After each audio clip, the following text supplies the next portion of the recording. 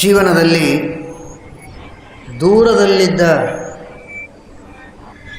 ನಮಗೆ ಅತಿ ಹತ್ತಿರದಲ್ಲಿದ್ದರೂ ನಮ್ಮ ಕಣ್ಣಿಗೆ ಕಾಣದ ಆ ಚಿತ್ರಗುಪ್ತರು, ಯಮದೇವರು ಮಾತ್ರ ನಮ್ಮನ್ನು ನಿಯಂತ್ರಣ ಮಾಡುವುದಕ್ಕಿದ್ದಾರೆ ಅಂತ ನಾವು ಭಾವಿಸಬಾರದು.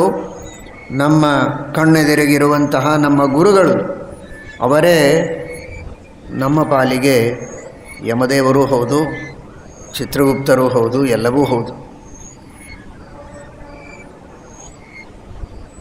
ಒಬ್ಬ ದೊಡ್ಡ ವ್ಯಕ್ತಿಯ ಉಪಕಾರ ನಮಗಾಗಬೇಕಾಗಿದೆ ಅಂತಾದರೆ ಅವರ ಹೆಂಡತಿ, ಮಕ್ಕಳು ಇವರೆಲ್ಲ ನಮ್ಮ ಮೇಲೆ ವಿಶೇಷವಾಗಿ ಅಭಿಮಾನ ಮಾಡಿದರೆ ಆ ಅಧಿಕಾರಿಗಳು ನಮ್ಮ ಕೆಲಸ ಮಾಡಿಕೊಡ್ತಾರೆ ಅಂತ ಜನ ಎಲ್ಲ ಆ ಅಧಿಕಾರಿಗಳ ಪರಿವಾರವನ್ನು ಸಂತೋಷಪಡಿಸುವುದಕ್ಕೆ ಪ್ರಯತ್ನ ಮಾಡ್ತಾರೆ. ಯಾಕೆ ಅಂದರೆ ಅವರ ಪರಿವಾರಕ್ಕೆ ಸಂತೋಷವಾಗುವ ರೀತಿಯಲ್ಲಿ ನಾವಿದ್ದರೆ ಅಧಿಕಾರಿಗಳು, ಯಜಮಾನರು ಸಂತೋಷ ಪಡ್ತಾರೆ ಅಂತ ಜನರ ಭಾವನೆ. ಅದರಲ್ಲಿ ಎರಡು ತರಹ. ಕೆಲವರಿಗೆ ಸುಳ್ಳು ಹೇಳಿದರೆ ಮೋಸ ಹೋಗುವವರು ಕೆಲವರು. ಮೋಸ ಏನು ಹೋಗೋದಿಲ್ಲ, ಸತ್ಯ ಗೊತ್ತಾಗತ್ತೆ. ಆದರೆ ಹಣ ಕೊಟ್ಟರೆ, ಇನ್ನೇನೋ ಅವರಿಗೆ ಬೇಕಾದ ವಸ್ತುಗಳನ್ನು ಕೊಟ್ಟು ಬಿಟ್ಟರೆ ಮಾಡಿದ ತಪ್ಪನ್ನು ಮುಚ್ಚಿ ಹಾಕಿ ಹೋಗುವವರು ಕೆಲವರು. ಆದರೆ ದೇವತೆಗಳಾಗಲಿ, ದೇವತಾ ಸ್ತ್ರೀಯರ ವಿಷಯದಲ್ಲಿ ಆಗಲಿ ಇಂತಹ ಲಂಚದ ಕೆಲಸ ಅಲ್ಲಿ ನಡೆಯೋದಿಲ್ಲ. ಅವರಿಗೇನೋ ಕೊಟ್ಟು ಬಿಟ್ಟರೆ ಸುಮ್ಮನಾಗ್ತಾರೆ ಅಂತಲ್ಲ, ಧರ್ಮ ಮಾಡಿದರೆ ಸುಮ್ಮನಾಗ್ತಾರೆ. ಪ್ರಾಯಶ್ಚಿತ್ತ ಮಾಡಿಕೊಂಡ್ರೆ ಕ್ಷಮ ಮಾಡ್ತಾರೆ. ಮಾಡಿದ ತಪ್ಪಿಗೆ ಪ್ರಾಯಶ್ಚಿತ್ತ ಮಾಡಿಕೊಂಡ್ರೆ ಕ್ಷಮೆ ಇದೆ, ಪುಣ್ಯ ಮಾಡಿದರೆ ಪ್ರಶಂಸೆ ಇದೆ. ಇದೆರಡನ್ನೂ ಬಿಟ್ಟು ಅಧರ್ಮ ಮಾಡ್ತೇವೆ, ಪ್ರಾಯಶ್ಚಿತ್ತ ಮಾಡಿಕೊಳ್ಳೋದಿಲ್ಲ.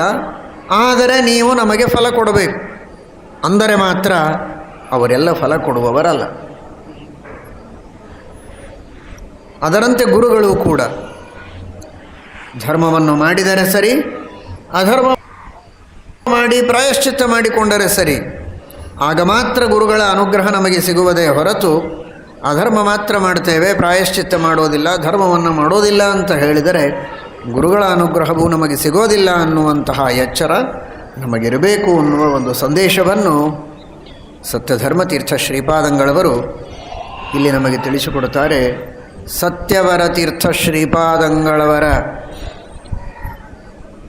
ಪಾದುಕೆ, ಅವರ ಸ್ವರೂಪ ಇದು ಹೇಗಿದೆ ಅಂದರೆ, ಇದು ಶ್ಯಾಮಲಾದೇವಿಯಂತೆ. ದ್ರೌಪದಿ ದೇವಿಯಲ್ಲಿ ಸನ್ನಿಹಿತಳಾದ ಯುಧಿಷ್ಠಿರನ ಹೆಂಡತಿ, ಮಡದಿ ಶ್ಯಾಮಲ, ಯಮಧರ್ಮರಾಜನ ಹೆಂಡತಿ. ನಾನಿದೀಗ ಹೇಳಿದೆ, ಯಮಧರ್ಮರಾಜ ನಮ್ಮ ಪುಣ್ಯ ಪಾಪಗಳಿಗೆ ತಕ್ಕ ಫಲ ಕೊಡುವವನಾದರೆ ಅವನ ಮಡದಿಯಾದ ಶ್ಯಾಮಲಾದೇವಿಯ ಅನುಗ್ರಹವೂ ನಮಗೆ ಸರಿಯಾಗಿ ಬೇಕು. ಆಗ ಗಂಡನಿಗೆ ಸರಿಯಾಗಿ ಧರ್ಮಾಧರ್ಮಗಳ ನಿರ್ಣಯವನ್ನು ಮಾಡಿ ನಮಗೆ ಅನುಗ್ರಹ ಮಾಡುವುದಕ್ಕೆ ಅವಳು ಶಿಫಾರಸು ಮಾಡುತ್ತಾಳೆ. ಆ ದೃಷ್ಟಿಯಲ್ಲಿ ಆ ಶ್ಯಾಮಲಾದೇವಿಗೆ ಹೋಲಿಸ್ತಾ ಇದ್ದಾರೆ ಪಾದುಕೆಯನ್ನು. ಈ ಪಾದುಕೆಗಳು ಹೇಗಿವೆ ಅಂದರೆ ಶ್ಯಾಮಲಾದೇವಿಯಂತೆ, ಧರ್ಮರಾಜನ ಪತ್ನಿಯಂತೆ ಇದೆ ಅಂತ. ಏನು ಆ ಧರ್ಮರಾಜನ ಪತ್ನಿಗೂ ಇದರಲ್ಲಿಯೂ ಇರುವಂತಹ ಸಾಮ್ಯ ಅಂತ ವರ್ಣನೆ ಮಾಡುತ್ತಾರೆ. ದ್ರೌಪದೀ ದೇವಿಯಲ್ಲಿ ಸನ್ನಿಹಿತಳಾದ ಶ್ಯಾಮಲಾದೇವಿ ನೋಡಿ, ಬರೀ ಶ್ಯಾಮಲ ಸ್ವರ್ಗದಲ್ಲಿ ಅಥವಾ ಸಂಯಮನೀಪುರದಲ್ಲಿ ಯಮದೇವರ ಜೊತೆಗಿರುವ ಶ್ಯಾಮಲಾದೇವಿ ಇದ್ದಾಳೆ. ಆ ಶ್ಯಾಮಲಾದೇವಿಗೂ ಪಾದುಕೆಗೂ ಹೋಲಿಕೆಯನ್ನು ಮಾಡ್ತಾ ಇಲ್ಲ. ದ್ರೌಪದೀ ದೇವಿಯ ಶರೀರದೊಳಗೆ, ಭಾರತೀ ದೇವಿಯ ಪಕ್ಕದೊಳಗೆ, ಆ ಭಾರತೀ ದೇವಿಯ ಸೇವಕಿಯಾಗಿ, ದಾಸಿಯಾಗಿ ಆ ಶರೀರದೊಳಗಿರುವ ಶ್ಯಾಮಲ ಇದ್ದಾಳಲ್ಲ, ಆ ಶ್ಯಾಮಲಾದೇವಿಗೂ ಪಾದುಕೆಗೂ ಹೋಲಿಕೆಯನ್ನು ಹೇಳ್ತಾರೆ.